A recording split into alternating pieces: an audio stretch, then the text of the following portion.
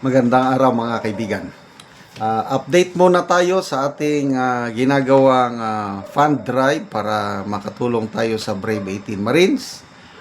Meron na po tayong natanggap galing sa inyo, sa mga subscribers, more than 100,000 pesos na po.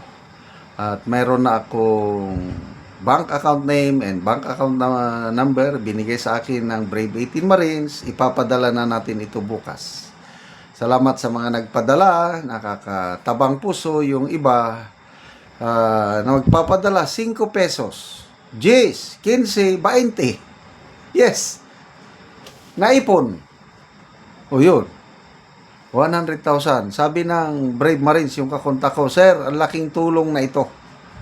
At nag-uumapaw ang kanilang kaligayahan. Okay.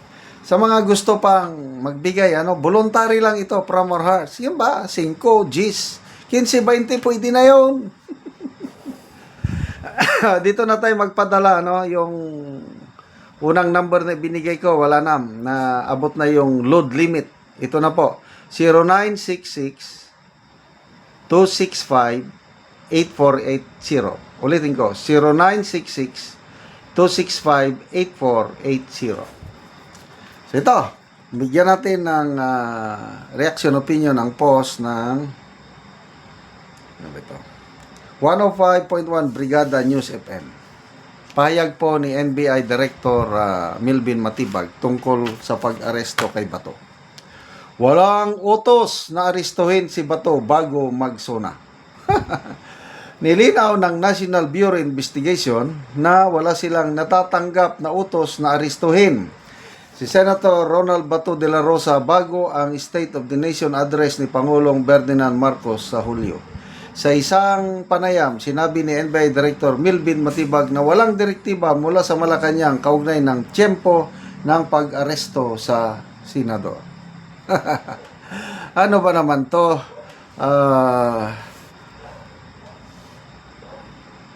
To me, opinion ko lang ito, this is a trap. They are hoping na maniwala si Senator Bato, walang utos na arestuhin ako pwede akong mag-attend sa SONA. Di ba? Then doon sa SONA, doon na nila arestuhin. Kaya dapat mag-ingat po ang ating Senator Bato sa mga ganitong pahayag. Hindi ako naniniwala na walang utos. That has been nung ang pagkakalam ko nung November pa last year, nandyan na pala yung warrant of arrest. Diba? Tanda na nyo, nag-announce si Ombudsman Boying Rimulya na meron ng warrant of arrest. November. So, yung warrant of arrest is nandyan na pala sa, I don't know, DOJ ba o NBI. Kaya lang, hindi nila na-serve dahil sa scope. I don't know, bakit nagsalita kaagad si Boying na meron na, nagtago kaagad si Bato. Kasi kung tumahimik si Boying Rimulya, hindi siya nagsalita, ma-surprise nila si Bato, arestuhin na lang, anywhere, anytime. Yan ang problema kasi kung masyado kang, bakit mo ina-announce na meron ng warrant of arrest? Sa amin sa military, isa yan sa tinatawag namin principles of war. You must have surprise. Sa magkalabang forces, whoever has the surprise has a big advantage. Kaya yung mga scout rangers ng army, yan yung kanilang expertise, stealth, surprise. Gumagapang yan, hindi nababantayan ng kalaban. Mamaya, nandyan na sa tugkaran o bakuran ng kalaban. So, nawalan ang Marcos Jr. administration, nawalan siya ng element of surprise nung in-announce ni Boying Rimulya na nandyan na yung warrant of arrest, kaya napagtago. So, noong May 11, dahil nga, yung plano nila na agawin ang liderato, nagpakita si Bato. At natunugan din ng Marcos Jr. administration, natunugan ng Senado, Soto pa noon, yun na. Nag-ano na sila ng trap operation para arestuhin. Kaya lang, sa tulong ng Diyos, to me, it's a miracle. Hindi nila na-aresto si Bato, nakatakbo at nakaboto sa session hall. Kaya napatalsik si Soto. O ngayon, nagtago na ulit. So, hindi ako naniniwala na walang utos bago mag-SONA. Ano lang yan, patibong. Kung saan man si Senator Bato ngayon, ito, opinion ko lang ha. Kasi sinabi ni NBI Director na nandito pa siya sa Pilipinas. I agree. Mas safety siya dito. Kasi yung lalabas ka. Kung ako si Bato, kung ako lang ha, magtago ako dito sa Mindanao. In the same manner na si General Bantag, kung ako si Bantag, magtago ako sa Cordillera dahil marami akong mga supporters. Bantag, di ba? Ang daming Cordillerans na nagmamahal sa kanya. The same thing si Bato, ang daming Mindanaoans na nagmamahal sa mga Duterte and kasama na si Senator Bato. Kaya nandito lang siya. So sabi ni Director Matibag, halos araw-araw daw silang nakakatanggap ng informasyon tungkol sa kay Bato. Kaya lang, hindi nila ma-verify. Kasi kung sino-sino na lang. Na-scam na nga si inamin ni Director Matibag. May tumawag. Nakapagbigay na ng 10,000 yung sinabi ni Matibag na ibigay niya sa tao. Yung pala, scammer na. So, good luck po. SONA, kailan ba yon? July? Ano naman kaya ang pasabog ng Pangulo sa kanyang SONA?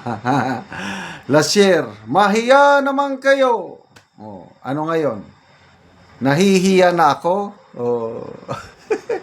Wala na akong ganang makinig sa kanyang SONA dahil wala. SONA. Speech only, no action. Puros lang mga general statements kung anong nagawa niya. Ano bang nagawa niya? May umasenso ba ang buhay ng mamamayang Pilipino dahil sa kanyang pamamahala? To me, it's not. Lalong humihirap ang buhay ng Pilipino sa kanyang pamamahala. Salamat mga kaibigan sa inyong pagsubaybay sa channel na ito. Kakatulong kayo ng malaki sa tribong Talandig ng Bukidnon dahil ang sweldo natin sa channel na ito is pantulong po sa tribo. Namimigay tayo ng libreng yero at pako para makapagpatayo sila ng mas maayos na tirahan. Panoorin nyo ang video na ito. Ang among ginahatagan og yero.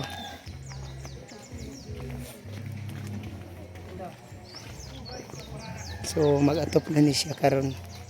So mao na niya ang iyang pag-aatopan. Ano ni ang gipa tukod nga iyang atopan.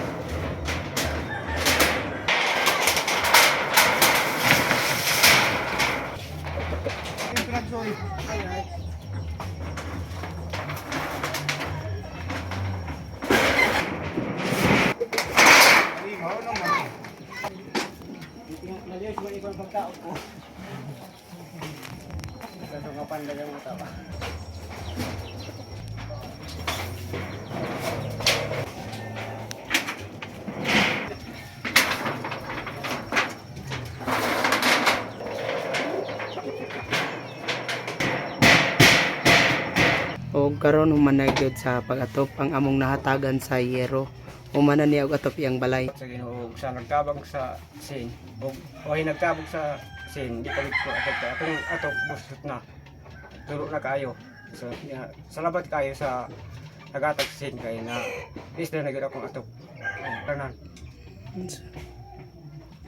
di na ko mula kay akong sinapulian nagbag-o So salamat kayo. salamat kayo.